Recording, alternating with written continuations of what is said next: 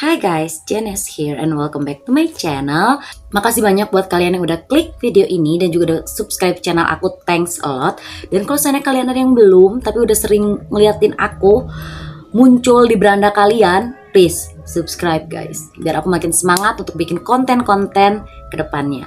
Oke, by the way, di video aku kali ini aku akan ngebahas salah satu hal yang sebenarnya merupakan hal yang paling aku takutin, yaitu misteri tentang lautan. Bukan takut misterinya sih, tapi lebih kepada takut malautannya. Karena aku bukan orang yang jago berenang dan aku tuh sebenarnya nggak suka kapal pesiar atau kapal laut, apalagi kapal selam yang kayak sekarang lagi viral kan.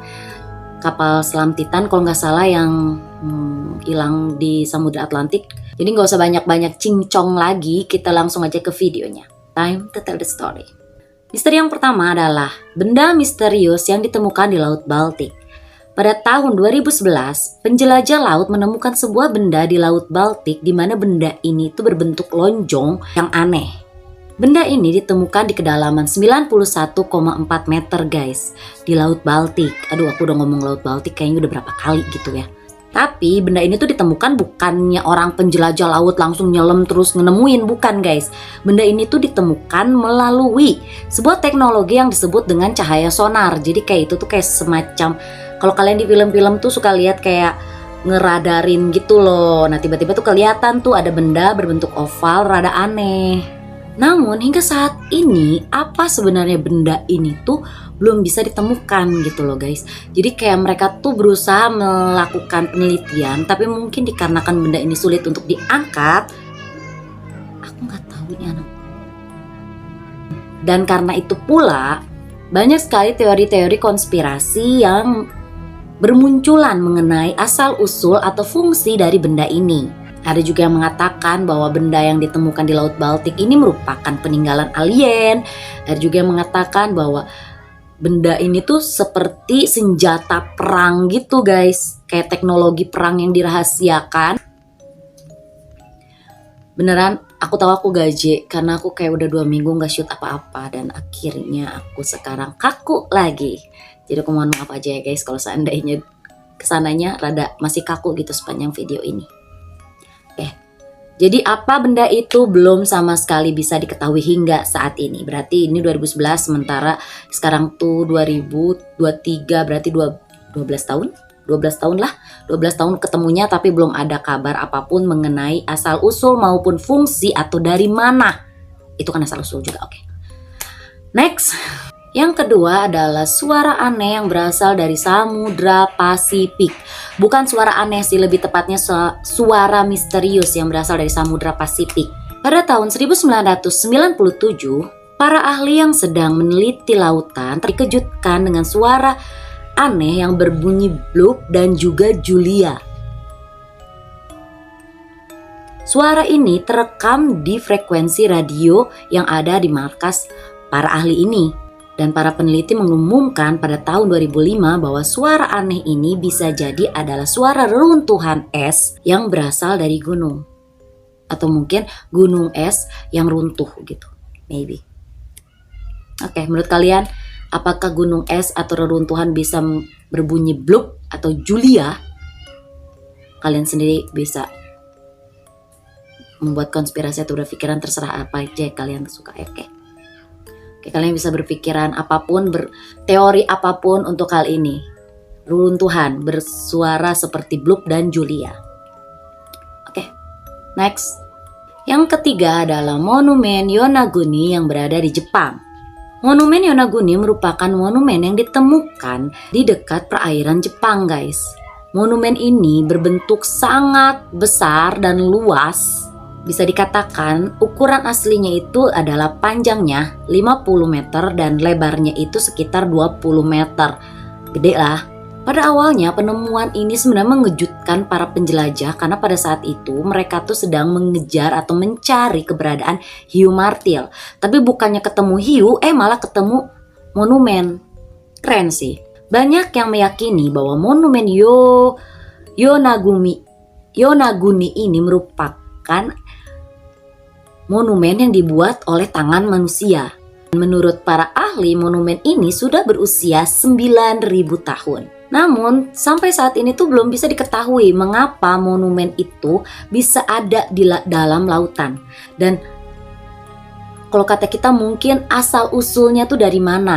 Itu keren sih, kok bisa ya ada di lautan monumen segede itu? Atau mungkin pada saat monumen ini ada atau dibangun, lautan itu merupakan daratan gitu loh yang ada di sekitar situ. Cuma ya kalian tahu kan, bumi ini kan berubah-berubah terus kan. Kayak sekarang kan di Afrika tuh ada kayak garis gede yang katanya akan membelah benua Afrika. Nah, bisa jadi hal yang serupa juga terjadi gitu. Oke, next. Yang keempat, kita ada The Devil Sea atau mungkin biasa disebut dengan pusaran laut yang mematikan. Ya, pusaran tuh di mana-mana mematikan, guys. The Devil Sea atau juga disebut dengan Dragon Triangle merupakan Ma no Umi. Aku baru dengar itu, Ma no Umi. Sebuah area yang terletak di Samudra Pasifik yang berdekatan dengan selatan Jepang. Area ini termasuk ke dalam 12 area pusaran laut yang mematikan. Oh, berarti ada 12 guys pusaran laut terbesar, bukan mematikan, terbesar. Kalau misalnya pusaran laut terbesar berarti yang mematikan juga sih. Oke, next. Nah, ternyata nih The Devil Sea ini sebenarnya hampir setara dengan segitiga Bermuda. Karena sejujurnya banyak sekali kapal nelayan yang sudah menjadi korban. Bahkan 20 kapal selam ikut terhisap ke pusaran ini. Oh my god. Wow. Ternyata bukan segitiga Bermuda aja ya yang bisa, kalau kata kita tuh yang menakutkan, karena segitiga Bermuda tuh selalu disebutkan seperti kayak lubang setan gitu kan. Ini juga devil guys masalahnya. Dan ya seperti segitiga Bermuda, dimana kalau segitiga Bermuda aku nggak masukin ke sini karena kalian pasti udah hatam soal segitiga Bermuda. Devil Sea sendiri ini tuh sebenarnya belum diketahui kayak gitu loh. Apa yang menyebabkan dia berbahaya? Bukan hanya karena pusarannya, tapi juga seperti daya magnet yang ada di sana, kayak gitunya tuh belum terjelajah ya. Mau gimana dijelajahi, ke orang kita ngedeket aja pasti keisep. Oke, next. Bentar aku lupa ini yang keberapa, bentar ya. 1, 2, 3, 4. Oh. Yang kelima ada Palung Mariana. Palung Mariana. Palung Mariana merupakan area terdalam yang ada di dunia ini. Jadi bumi itu kalau kalian nyari tempat paling dalam yang deep banget itu adanya di Palung Mariana. Dan lagi-lagi lokasinya di Samudra Pasifik guys. Ternyata Samudra Pasifik ini memiliki banyak sekali hal-hal aneh ya. Kedalaman Palung Mariana ini sendiri bisa mencapai 11.034 meter. 11.034 meter. Kayak dari sini kemana ya? Kesanalah pokoknya. Bahkan diduga Palung Mariana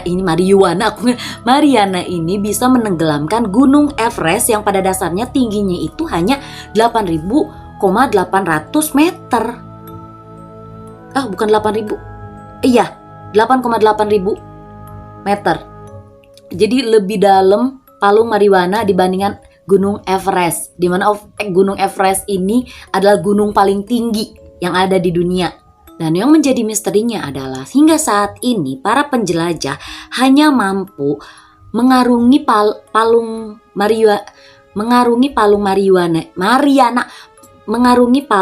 Mariana ini sedalam 2,13 meter guys ya. Jadi kayak 130 mungkin 2130 meter doang gitu loh. Sehingga kita tuh nggak pernah tahu apa yang sebenarnya ada di dalam atau di dasar Palung Mariana ini. Bisa jadikan kayak ada apa sih yang kayak di film-film itu yang hiu yang gede itu loh guys, Megalodon. Kali aja ada Megalodon di dalam, mendingan gak usah dijelajahi, biarin aja. Kalau enggak pakai tuh kayak bikin teknologi kamera yang benar-benar bisa survive dalam tekanan, karena kan makin dalam air laut, makin dalam lautan itu biasanya tekanannya tuh makin gak bisa tekanannya itu makin tinggi kan. Nah, bikin aja teknologi, gak usah kita jauh-jauh gitu kan dari atas ke bawah nurunin, ntar kalau celaka kan berabe. Oke, kita next guys. Yang keenam adalah sungai misterius yang ada di lautan. Kalau kata aku ini rada indah kali ya. Pada tahun 2017, Masyarakat sempat dihebohkan dengan penemuan sebuah sungai di lautan Meksiko. Sungai ini dinamakan Cenote atau Cenote pokoknya, Cenote Angelita. Cenote Angelita. Cenote, itulah ya pokoknya. Yang memiliki arti bidadari kecil. Wow. Kalian bisa nih jadi referensi untuk nama anak perempuan kalian. Sungai ini berada di kedalaman 35 meter di bawah laut.